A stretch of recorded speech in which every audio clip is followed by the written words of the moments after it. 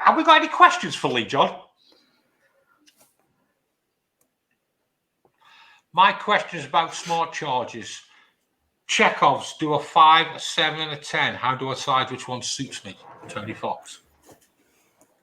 I'm assuming he means 5 amp charge, 7 amp charger, and a 10 amp charger. I use a 10 amp charger. I have a charger in the workshop which I use to charge my batteries up. I use a 10 amp charger. They're normally good for batteries between, I think, around about 85 amp hour to about 135 amp hour. You could use 5 and 7s, but they will charge the battery up a lot slower. So I use a 10, charge it up, not too fast, but it's just nice. Okay. Anything else? What do you think is better for connecting a 200 amp leisure batteries in a series or parallel? Derek. Parallel. Reason being, series, you'll get an increase in voltage, but you won't get an increase in amp hour. With parallel, you'll get an increase in capacity, so you'll get more amp hour as well. Okay. Any more? John? 3. Said 3. What does 3 mean? I'm waiting for him to put the other question up.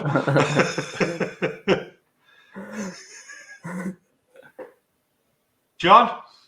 Here we go. Shocked to read how many campervans are stolen. What's the situation? Reference trackers. Do they come as standard and put into the bodywork of the camper at manufacturing stage? Why no fit better trackers? Anthony? I'm not sure whether they are fit as standard. No, you don't. With motorhomes, you don't even get an alarm fit as standard a lot of the time, let alone trackers. I guess because it gives you... I really don't know. I mean, just, Peugeot brand, for example, won't come with an alarm, and it certainly won't come with a tracker. It's always an aftermarket fit. Just one thing on that. I was talking to my old boss recently, and he's had his tracker was due for renewal, and the actual cost of his annual subscription for the tracker actually worked out more than his increased insurance for not having it. So he said, if someone's stolen my van, he said, I don't really want it back. He said, so really, I'd rather, pay a little bit on me more insurance, and I'm still saving because I'm not paying that for the tracker. Because it's probably £300 a year, something like that. Yeah, it's got to be, yeah. For the tracker. I mean, just going back to that question as well, you do see a lot more getting stolen now, but there's also a hell of a lot more social media. Yeah. So every single one that you do see that is stolen, you pretty much will guarantee to see it on the forums. Anything else? Just brought a caravan. It has been serviced. Will after having it serviced again in spring or a year from now? I'm not Mark, but I can answer that. If it's been serviced for warranty, it all depends on your warranty grace periods. A van under warranty will have a certain amount of time, which have all been extended for this year. For 2021, all the manufacturers are planning to bring it back in line. So, for example, if you bought a van in April or May, and it was due April or May of this year, and you've just had it done because of the lockdown, it will be due again April and May of next year to try and bring it back in line. But that is all dependent on how the COVID situation carries on. So, we're going to talk about batteries, but you ruined everything and wanted to do a caravan review. Oh, mate, I couldn't believe it. I cannot believe it. Now, listen, I'm the first to admit, right, that I'm not a fan of Bailey's. Come on. I make no secret of they do some nice layouts and whatnot, but Bailey's just aren't a van of choice for me. But then I saw this the other day, and I was shocked. Little Bailey Discovery. This is the smallest one of the range. It's a bit like a base camp, isn't it? It's a bit like a base camp. Now, if you look at it from the back, it looks like a horse box. But to be fair, I looked at that and I'm thinking, what use is that thing going to be? All right, yeah, I spotted the A-frame at the front. That's ideal for putting a bike rack on. But then I went in through the door and I thought, what a little TARDIS this is. you've got the 200 kilos of load. So you've got plenty of room to put a bike on. And now, the shocking thing, these people had come from folding camper and getting a bit older and decided they were going to have a caravan, didn't want to go anything massive, so decided to go with this. And then I walked inside it, and I really expected it to be just a completely really basic layout. And yes, all right, that's a 2019 model, because it was its first service, and that was 16 grand.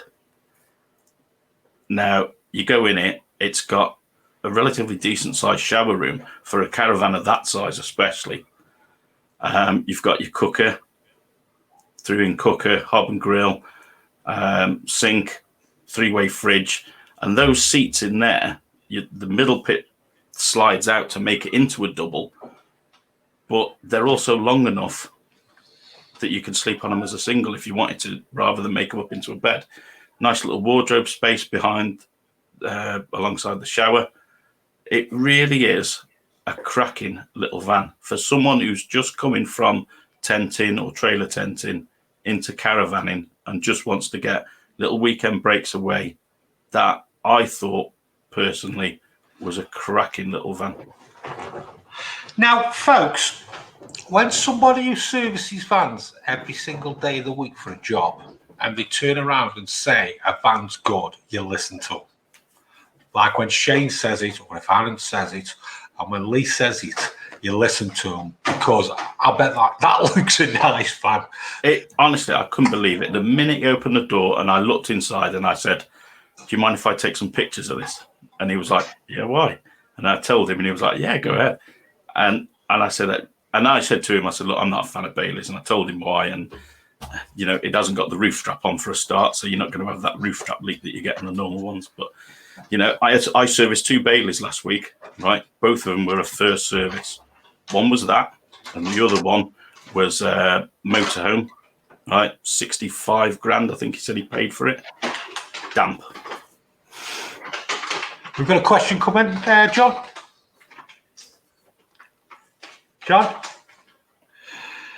Lee, just saw my motorhome. Any use starting it up on the drive instead of taking for a run, or leave it as it is? You're not going to win with the cancer, mate. No. If it's one of those, isn't it, really? If your best bet is to be just monitoring your batteries, really, and top them up, keep them topped up. If you're going to start the van up, you need to take it for a run. You can't just start it up on the drive and leave it. You're going to have to leave it for 20 minutes, half an hour at least. I just monitor the batteries. If I'm not going to take it out, just monitor the batteries and keep them topped up over winter. We've got another one for you, mate. Busy night tonight. It is. Shane, 696 Safari, what do you or Lee think has just brought one new? Zoom Wheels Prime. Okay, so I'll start. So roller teams of heroes. They're based on the Ford, aren't they? Jason's got carried away again. Yeah, so they're based on the Ford. Lily's cleaning the hamsters out. What? I'm not cleaning. Right, sorry. What?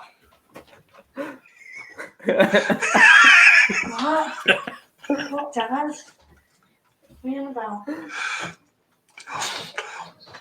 Sorry, Shane. So the roller teams of heroes, they are the more entry range of the roller teams, even though they're not massively expensive overall. They come in at just under 50,000, but they've got some really nice layouts, and they're quite affordable. Generally, they don't tend to drop value, really, do they, Jason? I don't know if you've had many of them. No. The roller teams, no.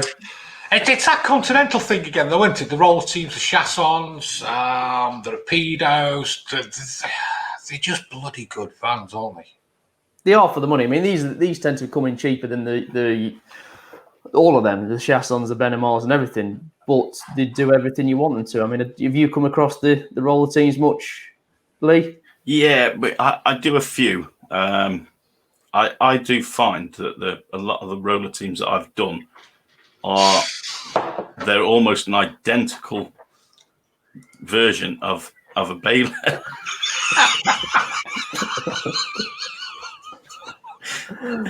Have you seen that, Aaron? I like that. Yeah, they're very much like Skylight. Lots of comments online about Sikaflex being too permanent. I'm a newbie with a 16-year-old motorhome. Mark England.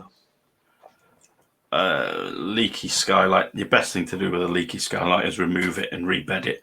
Use a bedding mastic and bed it back on. And clean everywhere up, mate, as well. Yeah. Sikaflex tends to be more of a permanent thing, and if you want to get it off, you're going to have a nightmare. So yeah, a proper bedding mastic is better. Yeah. More importantly, though, as well, is making sure everything's clean before you rebed. Oh yeah, massively. Yeah. And I think that's what a lot of people miss. They think just take it off, take it off. Yeah. You've got to get all the old stuff off, get all the old adhesives off, clean it all up, and then you've got to make sure. I mean, I've stopped doing outside roof light repairs and things like that. You only need a bit of rain, and could damage the integrity of the seal. So, anything like that's in the workshop. All right, mate. We'll see you shortly, eh?